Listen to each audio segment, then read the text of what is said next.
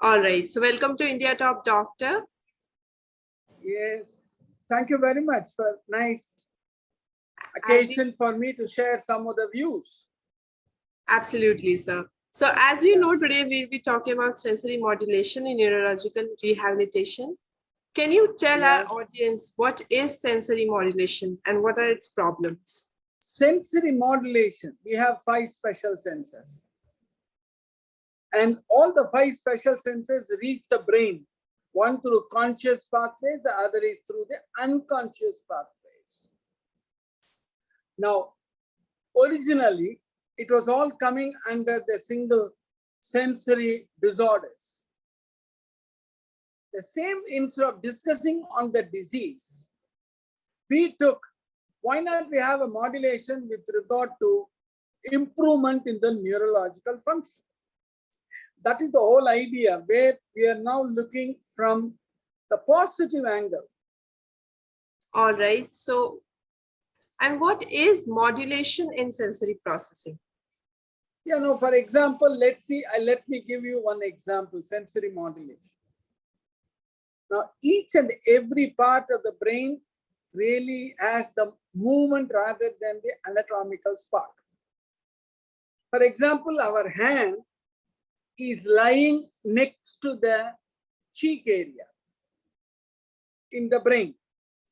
Now, normally, when you have the sensory affected due to the paralysis of the arm or amputation of the arm, then the face area takes over the arm area in the brain.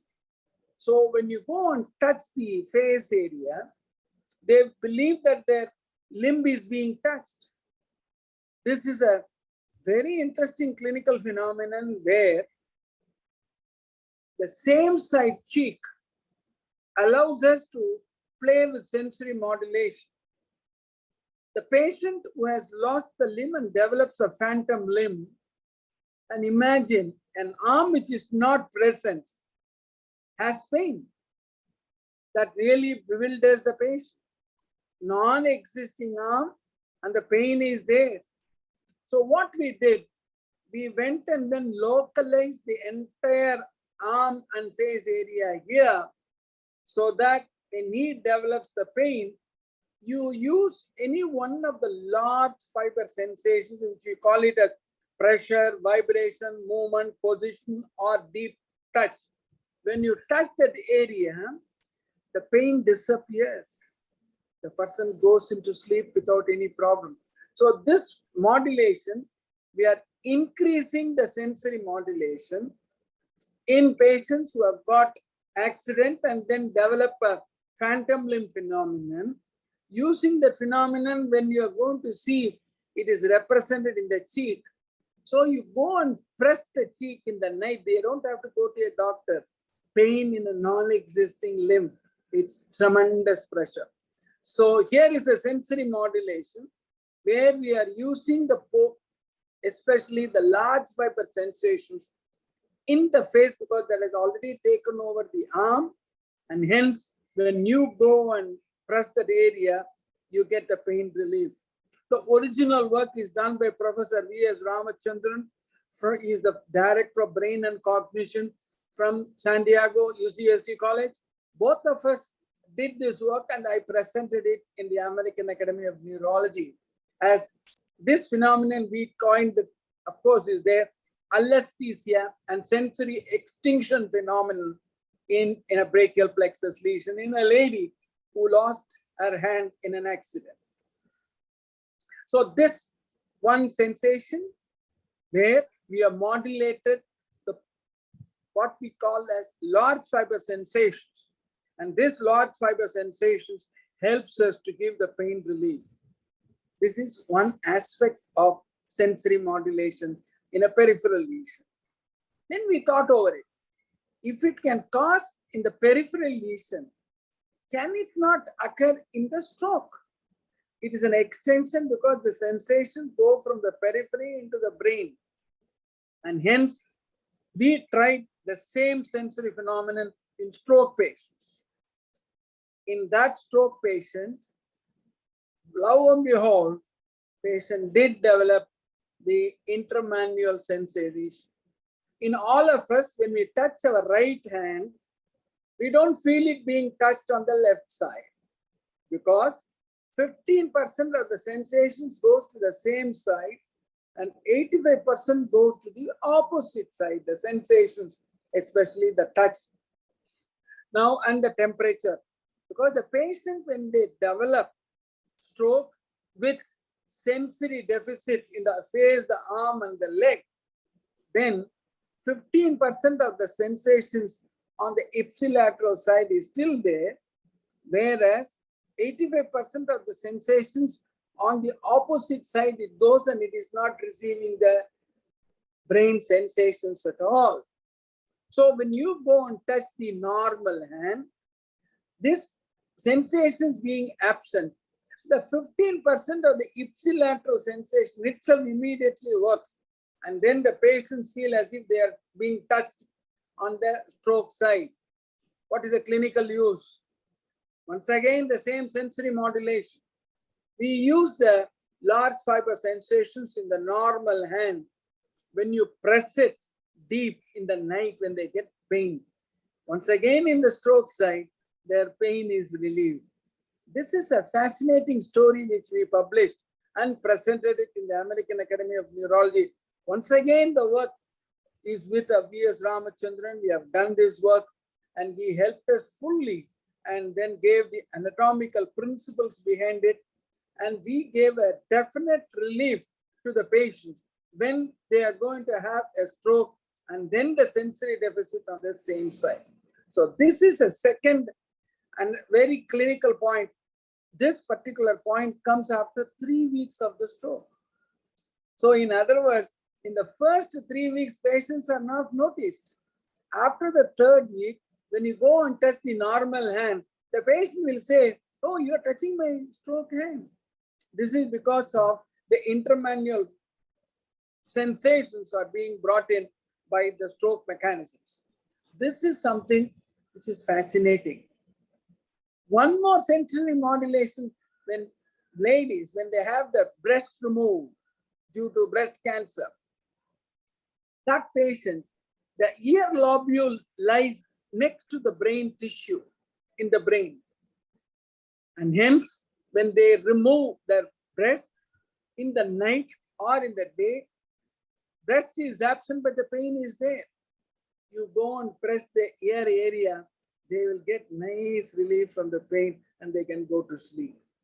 Once again, the sensory modulation, where you use the pressure, which is present next to the breast in the brain area, it immediately gives rise to the pain in the. Third point, once again, sensory modulation we tried is in patients who had cancer penis, the toe is lying next to the penis, and hence when a cancer patient, they develop pain in the absence of penis being removed, go and give the pressure to the great toe, they get tremendous relief in the pain in the absence of the pain. So this is once again a phantom penis which is producing the pain. We have done it. Not only this, what about the other special sensations? Is ear. Now, some people when they get stroke, they are not able to identify one half of the space at all. We call it hemi-neglect. Once again, we use the same sensory modulation method by which when we inject caloric water into the ear, one of the beautiful anatomical physiological principle behind this brain is the 8th nerve sensations when they reach the brain. It is literally goes to the every important part of thinking brain, frontal lobe, then feeling brain, parietal lobe, talking, and as well as every moment of temporal lobe is important, and then finally occipital lobe. It has got a lovely connection, and this is the one that is present in animals too. So when you go and inject the caloric water, patient who had hemi-neglect start seeing the hemi-neglected area very well. This is once again another sensory modulation. The sensory modulation helped us in the stroke patients so that when they develop hemi-neglect of one area, and another doctor who had a stroke in the one of the main areas called thalamus, when he developed a sensory pain and cannot sit or even watch TV, once again you inject caloric water and beautifully they recover from this neglect, and then the syndrome, it helps. So basically, when you look at it, it is the large fiber sensations, namely pressure, vibration, movement, position, and touch, and the small fibers are temperature, pain, and temperature.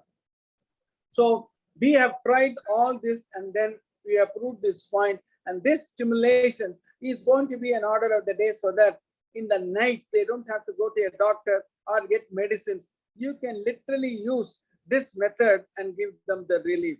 This is something beautiful. Is it true only with regard to brain or any mind situation? For example, in schizophrenia, they have tremendous hallucinations in the day. You go and inject the caloric water and stimulate that area, and sensory modulation we have done and seen that there is a transient disturbance of the hallucination system. In other words, even the hallucinations can be effectively controlled. You don't have to think of this, all of them coming under what we call it as disorders, the peripheral sensory disorders. You can modify it by using the other large fiber sensations. This is also the application for the pain that we do. Transcutaneous nerve stimulation, transcutaneous every stimulation, and massaging, everything operates through the other way of what we can call it as the sensory modulation, because when people develop pain, you use the periphery input and then really give pain relief to the patients. This is how we started in a small way. We have done it so far. And this sensory modulation is very useful in stroke patients. We have proved that their spasticity, that is the stiffness, becomes less. Two, we have literally objectively measured the sensory component, how much is needed. You can find literally the sensory threshold coming down with this procedure. And third, the person who had a stroke, who could not even tie his shoe laces, he started doing it by this. So our main aim is in sensory modulation. A, whether it is in the cortex, or B, whether it is in the pons, or C, whether it is in the periphery, you can beautifully utilize this for the benefit of the patient's care, especially when associated with pain. This is the work that we have done from the Institute of Neurology, Madras Medical College, ably assisted by cognitive chairman, Professor V.S. Ramachandran, who helped us to give the basic principles and then the anatomy, so that he successfully presented it in the American Academy of Neurology in 1998, and sometime later, American Neurological Association. All the cases were presented for the people to do it. And especially in the beginning, we found the sensory modulation, whether vocal, same thing with regard to vocal when we did. When you say the Om in meditation, it is going and having an effect on the central nervous system brain, which you are now trying. So I'm not able to give the results because it's an ongoing trial that you are doing. But effective meditation can change the modulation, sensory modulation. How is it? When you use your meditation techniques fully, your alpha waves in the brain becomes theta. In normal people will become drowsy and then gets into delta waves. Then the people are in total deep sleep. When you meditate well, you get into a state called epsilon, where autonomic nervous system gets under your control. When the person is completely meditating, it is actually EEG showing 1.5 to 2.5 cycles per second. At the point, then he gets complete mastery over the autonomic nervous system. And this has been beautifully described in the literature from Tibetan one, where ice blanket, when they covered it over the area, the sensory modulation is done. Thereby, they are able to dry it by generating the heat. And the time taken for them is called the effect.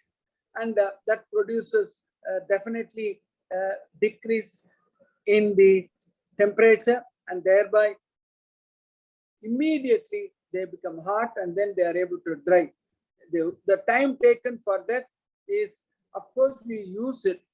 This modulation has been done with even meditation through our intense thought process. So modulation, sensory modulation is going to be the future, where persons can control the sensations, including autonomic nervous system.